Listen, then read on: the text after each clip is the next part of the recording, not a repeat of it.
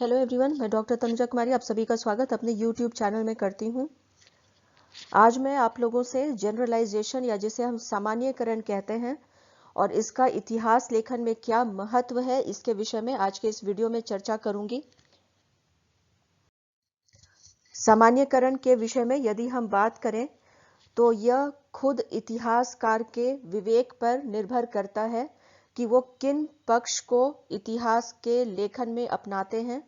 इतिहासकार कई बार अपने विवेक तथा अनुभव के आधार पर सामान्यकरण को अपनाने का कार्य करते हैं।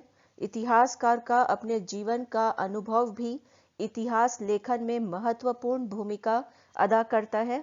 साक्ष्यों को इकट्ठा करने में भी सामान्यकरण का महत्वपूर्ण योगदान होता है।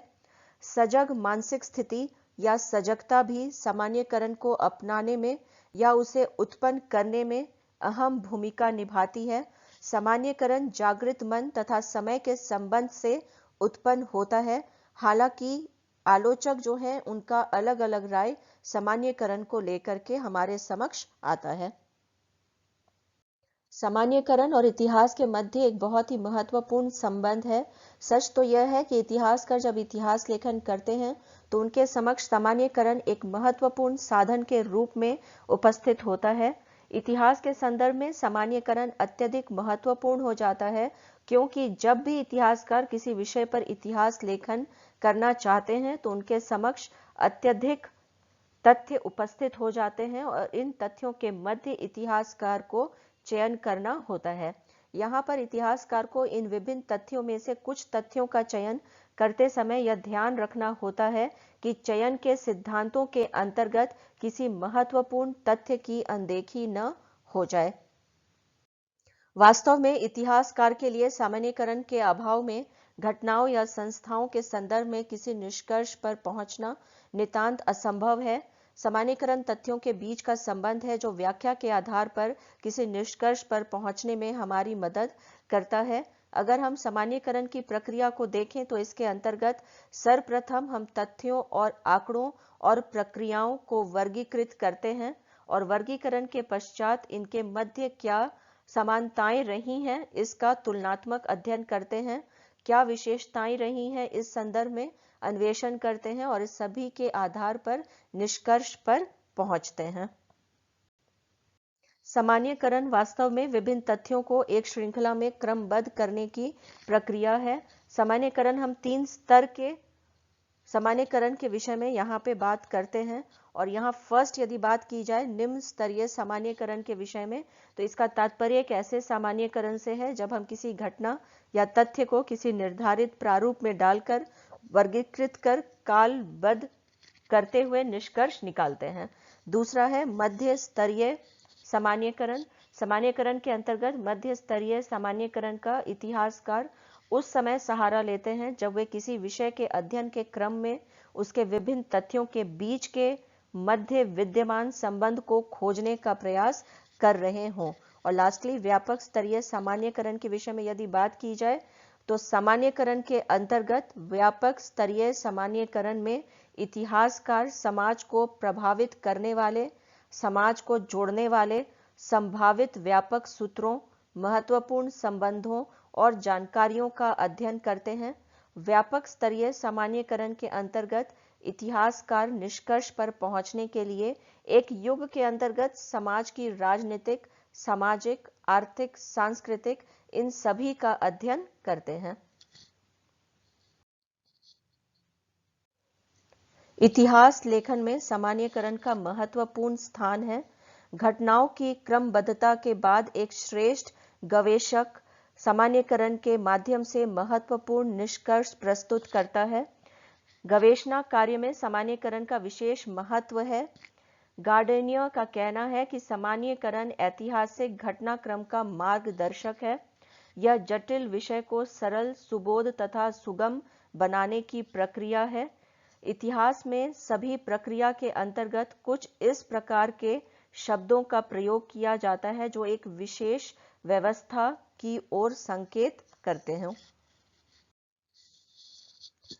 यदि इसको हम उदाहरण स्वरूप समझना चाहें तो हम ये देखते हैं कि सामान्यकरण सिद्धांत के अंतर्गत हम चाणक्य शब्द का जब प्रयोग करते हैं तो वे प्रतिशोध युक्त व्यक्ति की ओर संकेत करता है। ठीक इसी प्रकार जब हम विभीषण का नाम लेते हैं तो घर का भेदी लंका ढाई की उक्ति की ओर यह इंगित करता है। चार्ल्स फको ने सामान्यकरण को उपयोगी बताते हुए कहा है कि इससे गवेषक का वर्णन विषय सजीव हो उठता है। सामान्यकरण वह माध्यम है जिसके अंतर्गत इतिहासकार अपने साक्ष्यों के द्वारा अपने कार्य को समझने और गवेषणा का कार्य करते हैं। सामान्यकरण उसी समय से कार्य करना प्रारंभ कर देता है जब इतिहासकार साक्ष्यों को समझने, इकट्ठा करने तथा समानताएं और असमानताओं को अलग करने का कार्य करता है। सामान्यकरण का अस्तित्व उसी समय प्रारंभ हो जाता है जब इतिहासकार इतिहास लेखन को या अपने लेखन कार्य को लिपिबद्ध करना प्रारंभ करता है।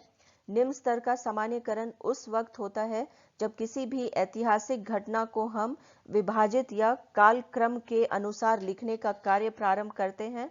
निम्न स्तर का सामान्यकरण उस वक्त स्थापित होता है जब उदाहरणतः आर्थिक तथ्य या व्यक्ति किस जाति, धर्म, पेशा के हैं इसके विषय में चर्चा करना प्रारंभ किया जाता है। सामान्यकरण उसे कहा जाता है जब इतिहासकार विषय वस्तु के विभिन्न भागों के बीच संबंध ढूंढने या स्थापित करने का प्रयास करता है। इतिहासकार अगर किसी संकीर्ण विषय पर कार्य करते हैं तब भी इतिहासकार विस्तृत सामान्यकरण के साथ गवेषण कार्य करते हैं। उदाहरण स्वरूप अगर कोई इतिहासकार आज भी एशियाई देश के आर्थिक स्थिति पर कार्य करना चाहेगा तो उसका यह प्रयास होगा कि वह उपनिवेशवाद को सही प्रकार से समझे। विस्तृत सामान्यकरण हमारे समक्ष तब आती है जब विभिन्न चरणों में सामाजिक स्थिति या समाज के विषय में गवेषणा की जाए।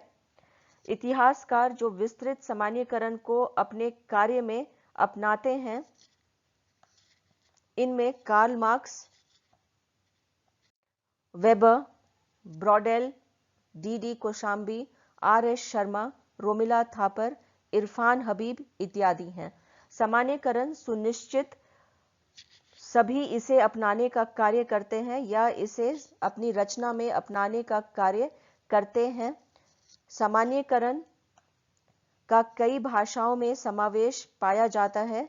इतिहासकारों का मानना है कि साक्ष्यों को चुनना, क्रमबद्ध तरीके से सजाना तथा साक्ष्यों के तथ्यों को समझकर उस निष्कर्ष निकालना भी सामान्यकरण की महत्वपूर्ण इसमें भूमिका रहती है। लेखकों का मानना है कि सामान्यकरण को लेकर इनकी विचारधारा यह रही है कि साक्ष्यों को सामान्यकरण से अलग रखना चाहिए या अलग करके देखना चाहिए और सामान्यकरण को साक्ष्यों के आधार पर करना चाहिए।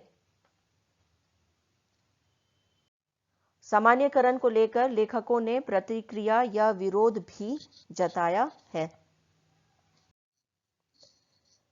लेखकों का मानना है कि प्रत्येक घटना विशिष्ट होती है और अपना व्यक्तिगत महत्व रखती है। समाज में एकरूपता नहीं होती है और विशिष्टता साबित करने के लिए तुलनात्मक अध्ययन करना आवश्यक हो जाता है। उदाहरण के लिए भारतीय स्वतंत्रता संग्राम की विशिष्टता को तब ही प्रमाणित की जा सकती है अगर हम इसकी तुलनात्मक अध्ययन करते हैं। लेखकों का मानना है कि सामान्यकरण दृढ़ होता है और इसे तब ही प्रमाणित किया जा सकता है जब इसे प्रमाणित करना आवश्यक हो जाए। कई बार सामान्यकरण को पूर्ण रूप से जांचा भी नहीं जा सकता है।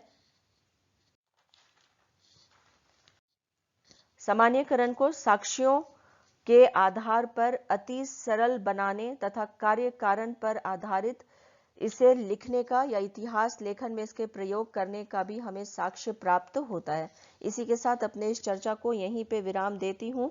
नेक्स्ट वीडियो में मैं आप लोगों से बात करूंगी कि सामान्यकरण का क्या उद्देश्य है और इसका क्या विशेषता है इतिहास लेखन में। यदि आप लोगों को आज का ये वीडियो पसंद आया हो तो प्लीज इसे लाइक करें और शेयर करें तथा मेरे YouTube चैनल को सब्सक्राइब करें।